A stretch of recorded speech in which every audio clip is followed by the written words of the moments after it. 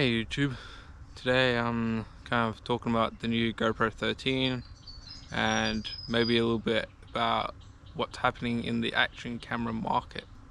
So with the GoPro 13, like, it has got some good upgrades, like a bigger battery and the vents, like the vented thing on the front, for better cooling, and the 400 frames a second in 720p, which is nuts. I thought about upgrading to the 13 when I started hearing rumors about it, but I don't think I will. Kind of one of the reasons is because for my 11 I already have lots of batteries and like a few lenses for it that probably won't work with the 13 because they've like slightly changed the lens mounting system and they've changed the battery, like, although in a good way. It's bigger, can last longer, it's better in the heat and the cold, and I think partially because of that heat sink on the front. So they somehow designed that to kind of correlate with battery and make it work better. I think kind of disappointment with the 13 is the sensor size is the same and we're getting the same resolution. I think some people were hoping, like me, were hoping for a 1-inch sensor and 6K resolution. Unfortunately, it didn't come out in this version or this release, and it may come out in the 14, and if it does, I'm definitely getting that. Just editing me here.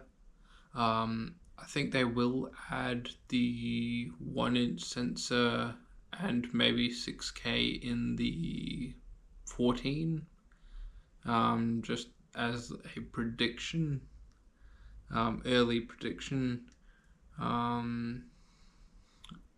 think with that heat sink on the front of the camera, that is kind of suggesting maybe where they're headed, because GoPros have in the past been known for overheating issues, and also the processor hasn't been updated in a while, so they may go to like a GP3 chip, 1-inch sensor and 6K, and also with the addition of that heatsink, I think it could do that, and the heat, like, it may go back to overheating, but I think if we try to get 6K and a 1-inch sensor in the 13, then probably would have been a lot worse. So them adding the heatsink may suggest that they may be going down the route later on to 1-inch sensor and maybe hopefully 6K. So they brought out 400 frames a second, but only in 15-second bursts and 720p. May not be the highest resolution, but at least I guess they're coming out with something that is pretty high frame rate. I think if you're doing anything in somewhat low light, that 400 frames a second won't look that good, because I know you need, for slow-mo, you kind of do need a lot of light, especially with like a small action camera.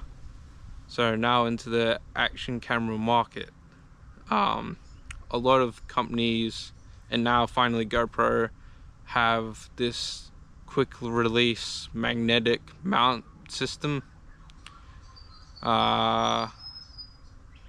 I I do think it's really cool and pretty convenient. They can just pop your camera from one mount to another.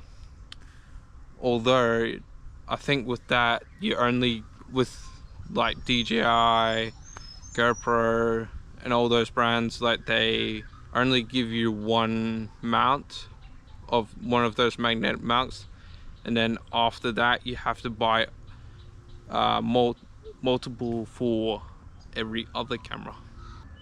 Personally, I think that's a little bit of a downside. They have to buy a mount, like one of those little magnetic things for every single mount you want to be able to swap quickly between.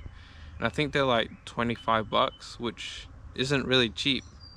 So I guess that can cost a bit. And another little thing is, I feel like in a way it's kind of already existed before, because like with these little things, like they kind of already did the same thing before. Like they may not have been on every single mount, and you kind of had to get mounts that had the ability to accept this, but still, like there was a lot of mounts that already had it, like this. Like you can just clip it in and you don't have to fumble around the screw, or you can quickly undo it, maybe put it on your helmet. Like that's pretty quick. Or you could just take it off, maybe put it on something else. It's like pretty cool thing. And there's this rubber piece on the back that you can fold down, and it's pretty secure on there, so that's pretty good. So I still think that magnetic mount, clip mount, is still really good, although I still kind of prefer these little feet you get on, well, I guess all action cameras. I guess mostly GoPro now only does that still, with the flip down feet. Yeah, that's just my hot take. Anyway, I think that'll be the end of the video. See you next time. Try to get loose. You.